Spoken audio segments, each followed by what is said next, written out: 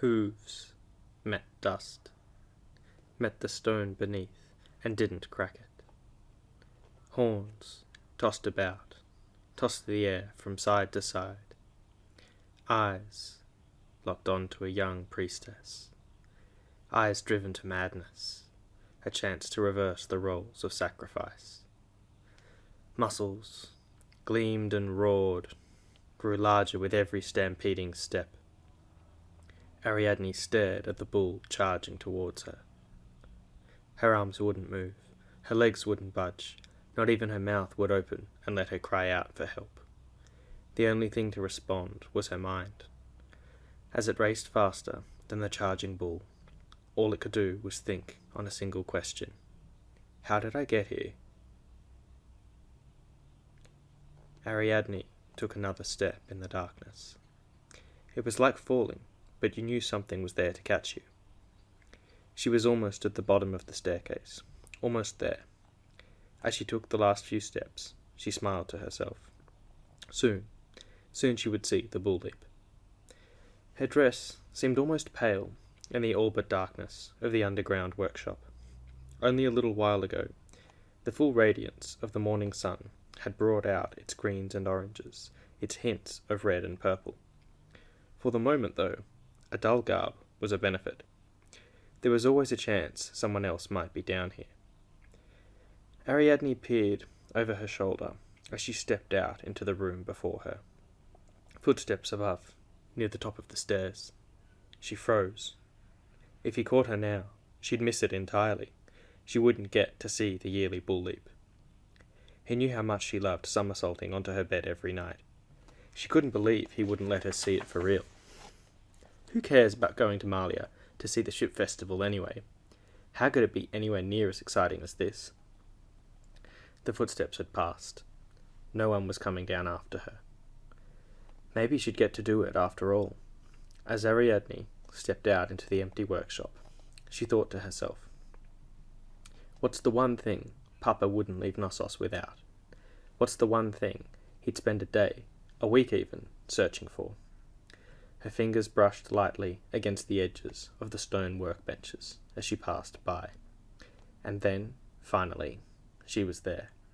The bench, the one she had spent hours playing around, while voices chattered and wax sticks brought a glimpse of day into an otherwise eternal night. She picked up a chisel and ran her fingers along the handle, almost reverently. Then, suddenly, she grabbed the rest of his tools and started running, as if the whole palace were at her heels. As she ran, Ariadne folded the edge of her dress over the tools to keep them from falling out. Finally, this dress is good for something.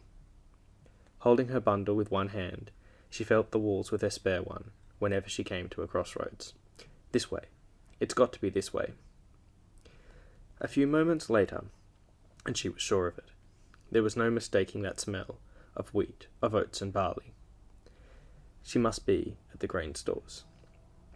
Only a few more rooms, and she would be out in the open, free to dump her father's tools in some scraggly bush and run off to see the bull leap. With any luck, it would have barely started. She turned into another room. Light was seeping through the door in the distance. This was it, the exit. She had made it. Ariadne grinned widely as she raced towards the door. Did you really think I was going to leave without seeing it, Papa? Did you really think I was going to leave? Ariadne pulled the door open and ran outside into the blinding morning sun, slamming the door behind her as she went. She heard a snort and people cheering. Her eyes adjusted. She wasn't at the grain stores, not by a long shot. Now that the sun shone once more upon her dress, its rich array of colours drew the gaze of all around. Unfortunately, that included a rather angry bull staring at her from across the open courtyard. Ariadne just stood there, staring back at the bull charging towards her. People began to scream, most as frozen in place as she was. Some of the young men nearby started racing onto the courtyard, but all were too far away, and the bull had eyes for one and one only. Ariadne heard some kind of scraping and scuttling sound on the roof above her. The bull didn't move its head, so neither did she. She felt so stupid, but she still couldn't even blink. The bull lurched forwards, in a final, victorious lunge. Ariadne could smell its breath as it passed by underneath. The hand, which had somehow grabbed the top of her dress, lifted her high into the air. Chisels and adzes, hammers and knives, all fell out of her now unfurling dress, her arms flailing in the air. The fierce grip which held her lifted her further upwards and back onto the roof behind. As it placed her down safely, all of her father's tools clattered and clanged as they crashed onto the ground beneath them. The snorting bull, now even more furious than before, spun around, searching for its lost victim, while the men who had jumped into the courtyard quickly began climbing back out of it. Ariadne turned around slowly, finally able to move again. What she saw did not please her, and, for a mere second, she thought about jumping back down to take her chances with the bull. Hunched over behind her, his clenched and sweaty hand beginning to soak her dress, was her father, Spiricidos. In the minutes that followed, as both of them recovered their breaths, and their hearts started slowing down slightly, the scene below them began to return to normal once more. Trained acrobats drew the attention of the crowds around, and the bulls beside them. Everything was as it should be, or so Spiricidos thought. "Come on," he said, breaking the silence between them. "We're leaving." "We can't," Ariadne said, caught halfway between a smile of laughter and of fear. "They were your tools." She pointed over the rooftop. Spiricidos peered over the edge, understanding at once, then slumped backwards, a defeated man. Ariadne, however, shuffled her feet around and sat as comfortably as she could. The bull leap had only just started. It was going to be a long day. A day wasted. Ariadne knew that voice, and that particular tone. Anger mixed with resignation that their 12-year-old daughter had managed to outsmart him yet again. Ariadne always did find a way to get what she wanted. Ariadne glanced back at the children sitting around her, listening eagerly. The sight itself was a tale as old as any she could have told them. A wise old woman, imparting the wisdom of the ages under the shade of an ancient tree. Ariadne couldn't help but smile to herself at the thought. She wasn't that old. She opened her mouth in readiness to continue, staring each of them in their eyes, and ensnaring them once more. And the men of Phaistos and Gorton stood opposite the men of Knossos and Lyctos, together covering the Lacethi plain. The numbers of each side were beyond counting. The risen sun shone off their spears with such ferocity that it looked like they had set the plain on fire. Ariadne paused again, as two warring silhouettes made their way to the back of the crowd. Ariadne was about to continue. She'd waited all day for them. They could wait for her now. But then she saw the looks on their faces. Two very tired faces. Two mouths still arguing, despite the disruption they caused. Two people who, unfortunately, deserved her attention more than the others around her. She sighed. But the rest of that story will have to wait for another time. Ariadne shook her head firmly in response to the protests that followed. Bribes and threats were offered, as usual. Anything to keep her talking and postpone breaking the trance. It never worked, and they knew it. One by one, the children sitting around her started to walk off, and she turned to listen to the squabble that still continued. "You never learn. Only 3 months ago, you got up and walked out, halfway through the monthly prayers.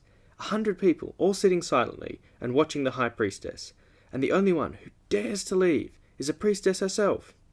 We didn't send you to the priestesses to make a mockery of everything we hold dear. We sent you to make a better life for myself than you had."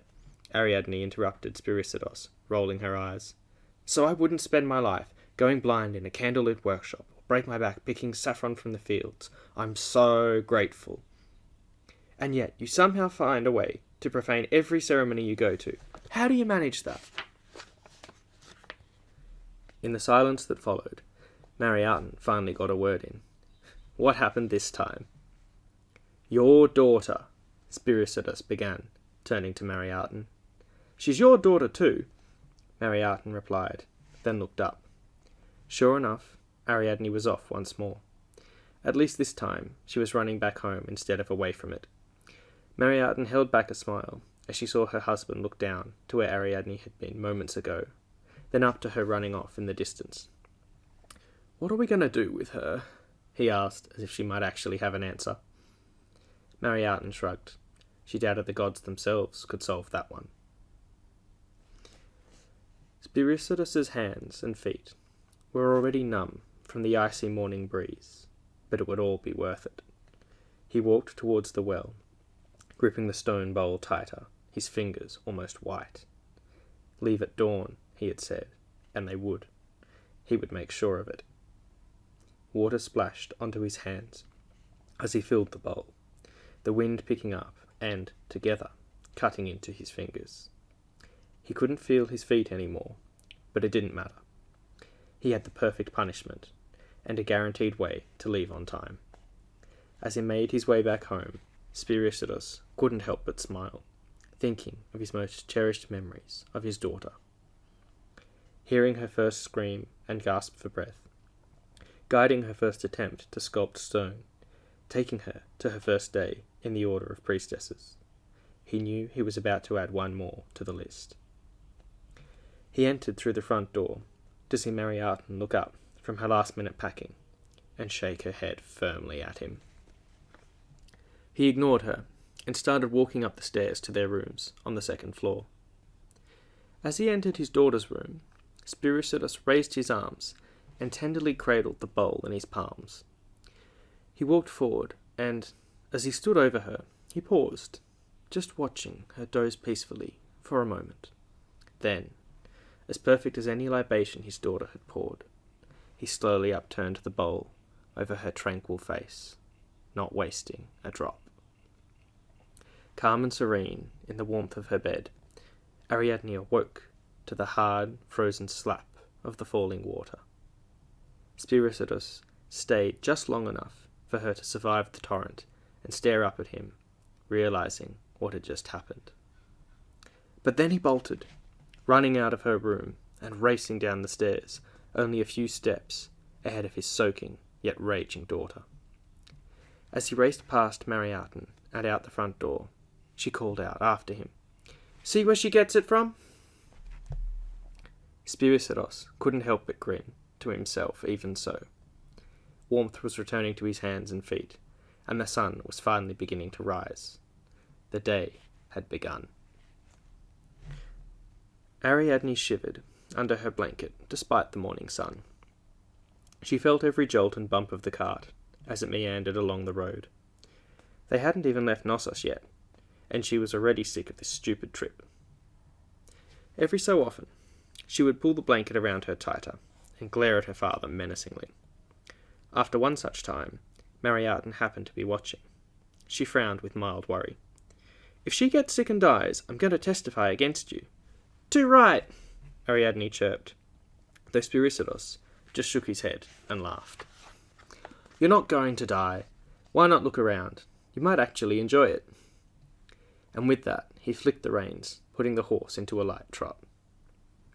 Despite not trying to, Ariadne couldn't help but gaze at the sun, shining onto the nearby walls. It was so beautiful, the way it lit up the giant blocks of stone. They looked like they were on fire. As the cart bopped around a corner, she saw the twin stone horns, marking the boundary of Knossos. The sun was shining directly between them, and straight towards her. It felt like the gods themselves were saying goodbye. Maybe Papa was right after all. Not that she was going to tell him that.